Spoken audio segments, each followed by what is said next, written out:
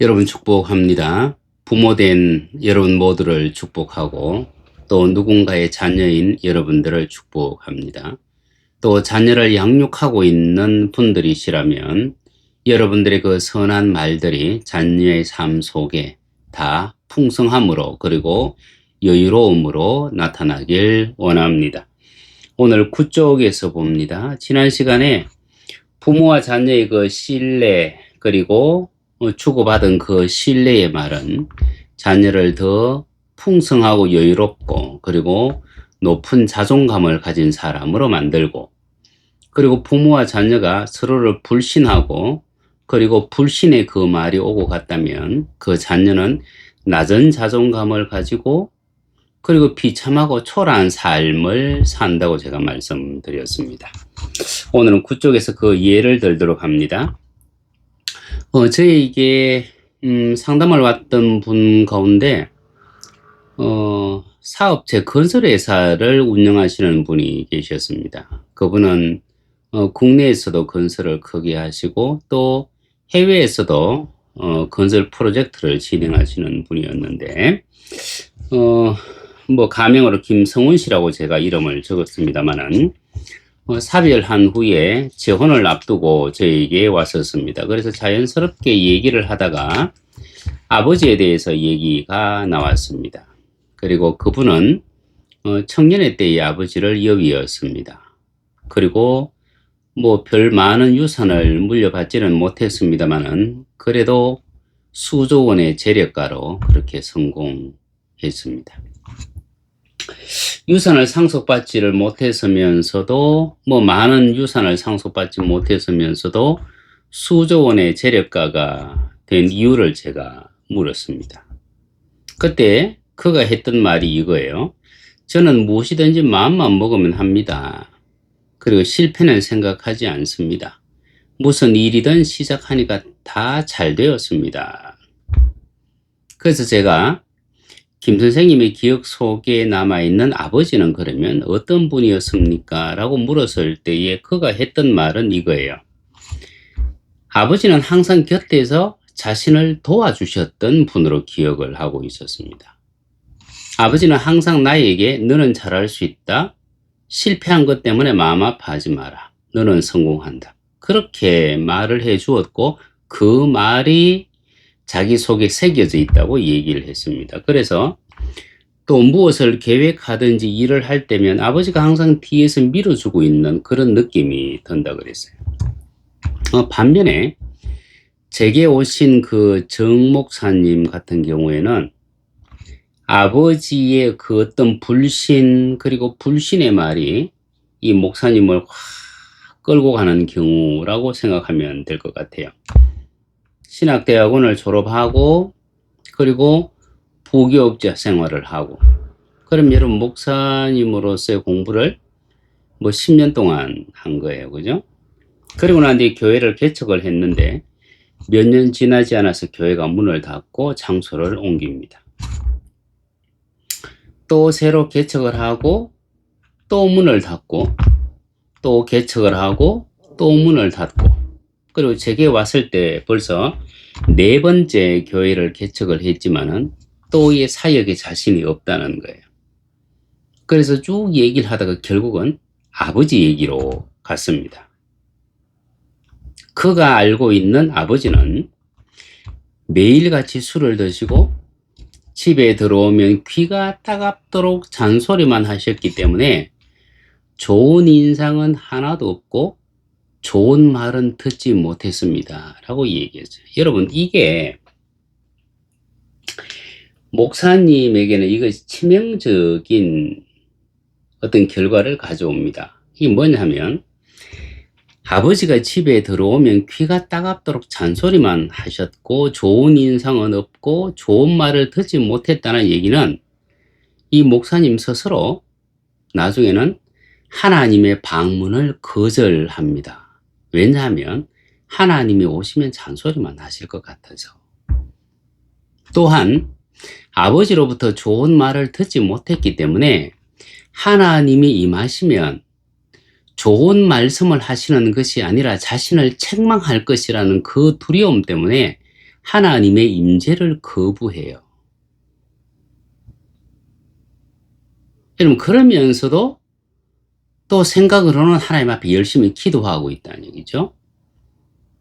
사고는 하나님 앞에 기도하고 있고 그 속에 있는 잠재된 것은 하나님을 거부하고 있고 그 상태로서 목회를 했다는 얘기입니다. 이 이미지를 만들어준 것이 누군데요? 아버지라는 얘기예요. 그래서 필자는 그러면 아버지로부터 들었던 말 중에 가장 기억에 남는 말이 무엇입니까? 라고 물었을 때에 그 목사님이 하는 얘기가 지금도 생생하게 기억나는 말은 내 놈이 할 줄 아는 게 뭐 있어? 네가 할 줄 아는 게 뭐 있느냐? 이게 결국은 뭐냐면 자기 정죄로 가버려요. 이 자녀는. 나는 할 수 있는 것이 아무것도 없다. 그러면 내가 목사를 안수받아서 목회를 하고 있으면서도 사역에 자신감이 없는 거예요. 내가 낮은 자존감을 가지고 있기 때문에 사람을 대하는 것이 두려워요. 마땅히 전해야 될 하나님의 말씀을 전하는 것이 아니라 사람들이 좋아할 만한 말을 전해요. 그러면 그것은 더 이상 교회가 아니죠. 그러면 교회가 문을 닫는 겁니다. 그래서 필자는 아버지께서 목사님에 대한 기대가 아주 크셨나 봅니다. 모든 부모는 자식에 대하여 자신이 이루지 못한 꿈을 이루고 싶은 기대를 가집니다. 또 정 목사님께 마음껏 공급해 주지 못한 미안함도 있었나 봅니다. 라고 얘기했을 때 이 목사님이 자기 아버지에 대해서 이렇게 말을 했습니다. 정말 가난한 집안의 장자였고 그리고 할아버지가 일찍 돌아가셨기 때문에 막노동을 해서 동생들을 키웠다라고 했어요. 또 아버지는 자식들을 어떻게 해서든지 공부시키기 위하여 정말 고생하셨습니다. 라고 했어요. 그래서 필자는 그가 아버지를 이해할 수 있도록 도와주었고 또 아버지로부터 들었던 내 놈이 할 줄 아는 게 뭐 있어라는 그 말을 거부하라고 가르쳤어요. 그리고 그 목사님을 몇 번 더 만났고 그분이 저의 조언에 따라서 또 잘 따라와 주었습니다. 그리고 난 뒤에 이분은 많이 회복되어졌고 그리고 정말 다른 모습으로 그 교회를 계속해서 유지하면서 목회를 하고 있습니다. 여러분, 자녀에 대한 부모의 말은 부모의 자기 암시입니다. 자기 암시.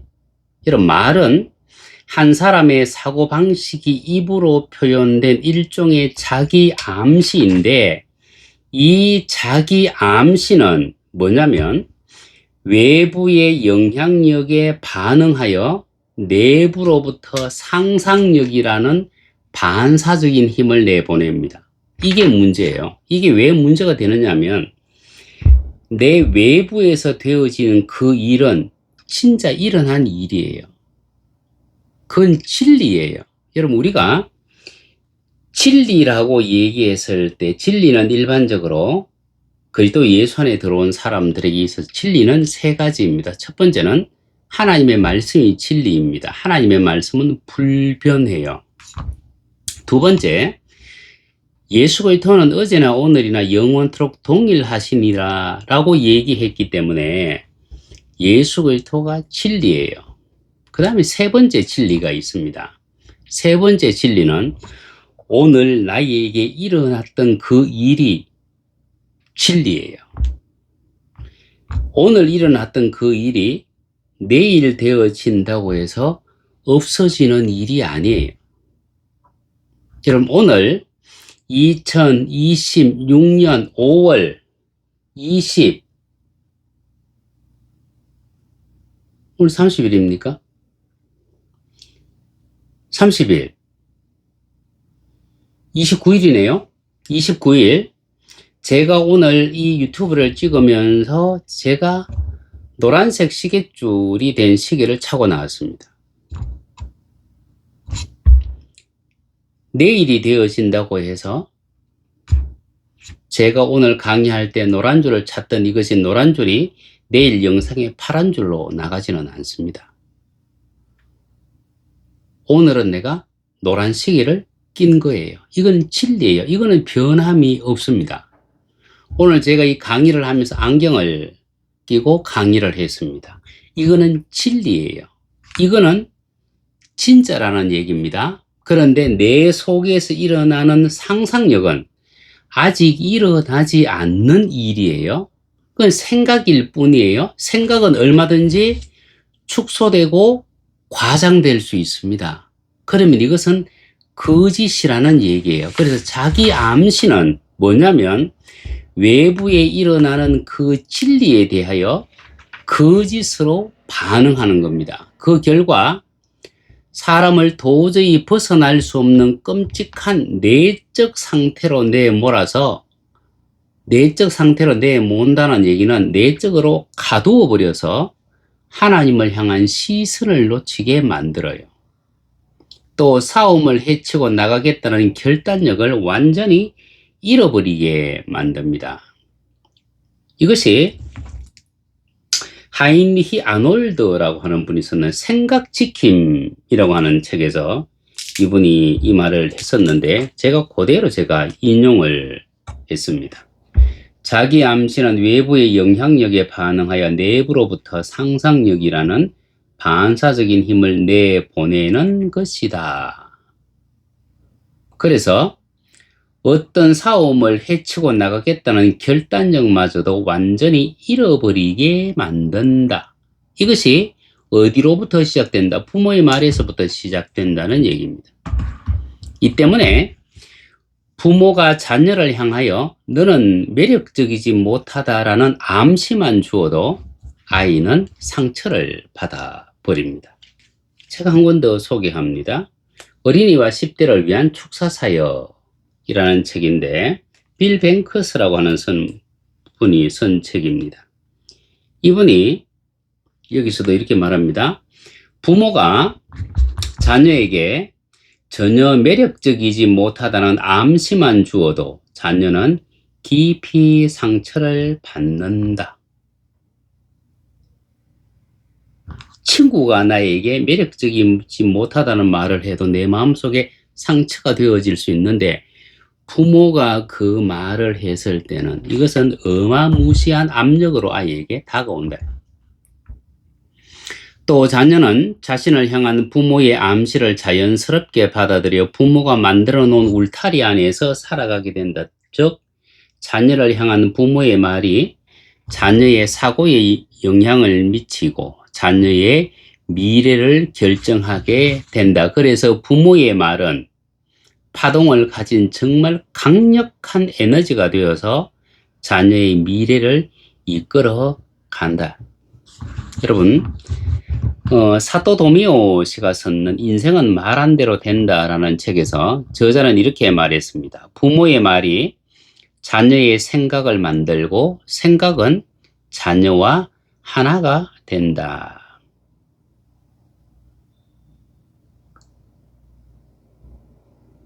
말하고 들은 단어와 머릿속의 생각은 항상 같이 움직인다. 말이 사람의 행동을 결정하고 인생을 만들게 된다. 여러분, 랜디 게이지가 썼던 생각의 힘이라든지 아니면 사토 도미오 씨의 인생은 말한 대로 된다. 혹은 성공을 부르는 긍정의 힘, 이런 책들을 읽어보면 이 말이 우리의 삶과 어떻게 연관되어져서 나타나는지, 그리고 부모의 말이 자녀의 삶 속에 어떤 영향을 끼치는지 정말 자세하게 잘 설명을 해놨습니다. 그리하여 부모와 자녀가 서로를 신뢰하든지 불신하든지 자녀에 대한 부모의 말은 파동을 가진 강력한 에너지가 되어서 자녀의 미래를 이끌어 갑니다. 이것은 자녀에 대한 주권을 가진 부모의 일방적인 선언이기 때문입니다. 여러분, 앞서 얘기한 그 사업가 김성훈의 경우에는 아버지와 서로 신뢰했고 아버지로부터 너는 잘할 수 있다, 실패한 것 때문에 마음 아파하지 마라, 너는 성공한다 라는 말을 들었어요. 이 말은 아이에게 높은 자존감을 주었습니다. 그리고 미래에 대한 기대감을 주었고, 그리고 자신의 일을 하게 하였고, 그래야 문제에 맞서서 당당히 부딪히고 그리고 그 문제를 넘어서는 사람으로 만들었고, 그리고 정 목사님 같은 경우에는 아버지와 서로 불신하면서 아버지로부터 내 놈이 할 줄 아는 게 뭐 있어? 라는 말을 반복해서 들었습니다. 이 반복해서 들었기 때문에 결국 사역을 계속 반복해서 실패한 거예요. 이 말은 아들에게 깊은 상처를 주었고 미래에 대한 불안감을 가지게 했고, 결국 집에 들어갈 때마다 아버지가 잔소리를 했기 때문에 결국 목회하는 동안에는 뭐요? 주 하나님께서 우리 집에 들어오는 것조차, 나에게 오는 것조차 거부하는 상황이 벌어집니다. 그리해서 오랫동안 반복된 실패 가운데 절망한 목사님으로 자리를 잡은 거예요. 여러분, 우리는 하나님 앞에 기도할 때 문제가 없게 해달라고 기도해요. 여러분, 문제가 없게 해달라는 얘기는 내가 지금 있는 이 자리에 그대로 있겠다는 얘기예요. 여러분, 문제가 없는 사람은 없습니다. 하나님, 나에게서 모든 문제가 사라지게 해 주십시오. 근데 여러분, 살아가다 보면 문제가 생겨요. 그죠? 문제가 없게 해달라고 기도한 그 사람은 문제가 생기면 그냥 실패하고 주저앉습니다. 우리는 어떻게 하느냐 하면 이 문제를 해결함으로 앞으로 더 나은 문제가 생기도록 기도해야 돼요. 그래야 승리하고 우리가 올라갈 수 있습니다. 문제에 맞서서 문제를 부딪히고 문제를 이겨내고 승리하려고 하면 결국은 높은 자존감을 가져야 되고 미래에 대한 기대를 가져야 되는데, 그것이 어디로부터 나온다 하면 부모의 말에서부터 나온다는 얘기예요. 이처럼 부모와 자녀 간에 형성된 신뢰와 불신, 그리고 거기에서 파생한 부모의 한마디 말이 자녀의 삶에 끼친 영향력은 정말 거대합니다. 결국 부모의 말이 자녀의 생각에 영향을 끼치고 자녀의 생각은 자신 스스로의 행동을 이끌게 됩니다. 그래서 좋은 생각과 좋은 말은 나쁜 열매를 맺을 수 없고, 나쁜 생각과 나쁜 말은 결코 좋은 열매를 맺을 수 없습니다. 그래서 가정 내에서는 정말 좋은 신뢰의 말이 오고 가야만 온전한 가정이 되어지고, 그리고 그 자녀의 미래가 보장되는 겁니다. 14쪽에서 봅니다. 흔히 사람의 인생은 자신이 만든다고 합니다. 그러나 엄밀히 말하면 사람의 가치는 부모로부터 받은 것에 달려 있습니다. 즉, 한 사람의 인생은 부모와의 초기 관계에 의하여 인생의 틀이 만들어집니다. 그뿐 아니라 부모의 말이 자녀의 미래를 이끌어갑니다. 결국 자녀는 싫든 좋든 부모의 말이 만들어 놓은 그 울타리 안에서 살아가게 된다는 거예요. 그러면 지금 내 자녀는 벌써 청소년기를 넘어섰는데 어떡하죠?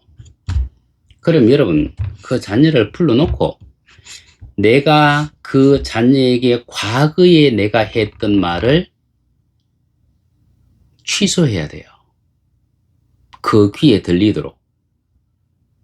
그리고 그 자녀에게 용서를 구해야 돼요. 그리고 미래적인 소망을 다시 심어줘야 돼요. 여러분, 자녀에게 용서를 구한다? 그런 일이 어떻게 있을 수 있습니까? 그 일을 어떻게 합니까? 여러분, 이렇게 생각한다는 얘기는 급하지 않다는 얘기예요.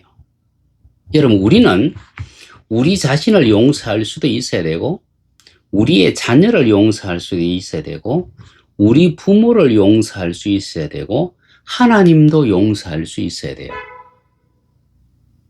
왜 하나님을 용서해야 되느냐 하면, 여러분, 내가 힘들고 내가 어려울 때 하나님이 나와 함께 계시다는 것은 알았는데 내 눈에 안 보였잖아요.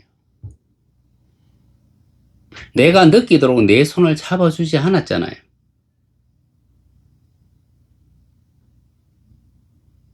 나를 사랑한다고 말씀하셨는데 내가 실감날 정도로 내가 느낄 수 있도록 사랑해 주지 않으셨잖아요. 그래서 내가 하나님을 용서하는 겁니다. 근데 여러분, 그 용서가 다 되어지고 나면 그때 깨닫게 되는 것이 뭐냐면, 아, 그 힘들 때 하나님 정말 나와 함께 하셨구나. 하나님 내 손을 잡아주셨구나. 하나님 나에게 도울 자를 보내주셨구나. 그때 알게 되는 겁니다. 하나님의 그 놀라운 사랑을 아는 과정 속에는, 알아가는 과정 속에는 내가 하나님을 용서하는 것이 반드시 필요하다. 그러면 내가 부모의 사랑을 알아가는 과정 속에서도 내가 부모를 용서하는 과정이 필요해요. 내 자녀가 나의 사랑을 알고 깨달아가는 그 과정 속에서는 그 자녀가 나를 용서하는 과정이 꼭 필요합니다. 그래서 내 아이는 다 컸는데, 여러분, 아이는 커도 내 자식일 뿐이에요. 그럼 지금이라도 그 자녀를 내 앞에 불러놓고 함께 얘기를 하고, 여러분, 대화는 많이 할수록 좋아요. 그리고 과거에 내가 무의식 중에 했던 말, 나는 기억하지도 못하는 말이지만은 자녀는 그것을 상처로 가지고 있을 수가 있어요. 그럼 그 부분에 대해서 내가 용서를 구할 수 있어야만 합니다. 그것이 부모의 자격이며 부모의 의무입니다. 우리가 한 부모의 자식이었다면 우리에게는 이미 부모의 말이 새겨져 있고 우리는 부모가 했던 말처럼 살아가고 있음을 알게 됩니다. 동시에 부모가 우리에게 했던 말을 고스란히 자녀에게 쏟아내는 자신을 발견하게 돼요. 어쩌면 지금 우리의 자녀가 자라면 자랄수록 우리를 더 많이 닮아가고 있다는 것. 왜 닮아가느냐면 유전자가 같기 때문에 닮아간다. 맞아요. 그런데 무엇 때문에 닮아가느냐 하면 생각하고 말이 똑같기 때문에 닮아가는 겁니다. 이 책은 부모로부터 들은 말을 치유하는 데 목적이 있는 것이 아닙니다. 부모가 된 우리의 말을 고치고 그리고 자녀의 미래를 바꾸는 데 목적을 두고 있습니다. 그래서 이 책을 통해 우리 자녀를 향한 하나님의 부르심을 성취하기 위하여 부모는 어떤 능력 있는 말로서 자녀의 미래를 이끌어 갈 것인지를 생각하고 그것을 실천하고 기도할 수 있어야 돼요. 하나님, 내 자녀를 잘되게 해주실 줄 믿습니다 라고 말을 하지만은 내 자녀에 대해서 잔소리를 하고 있다 그러면 내 자녀와 내가 신뢰 관계에 있지 못하다 그러면 우리의 기도는 그냥 공허한 풍성이 되고 마는 겁니다. 여러분, 우리를 닮은 그 자녀의 말과 태도를 바꾸고 싶습니까? 우리의 현재와 자녀의 미래를 바꾸고 싶습니까? 정말 자녀를 변화시키고 싶습니까? 그렇다면 우리는 우리의 말을 고쳐야 돼요. 우리 말에는 이 모든 것을 바꾸고 변화시킬 수 있는 강력한 에너지가 숨어 있기 때문입니다.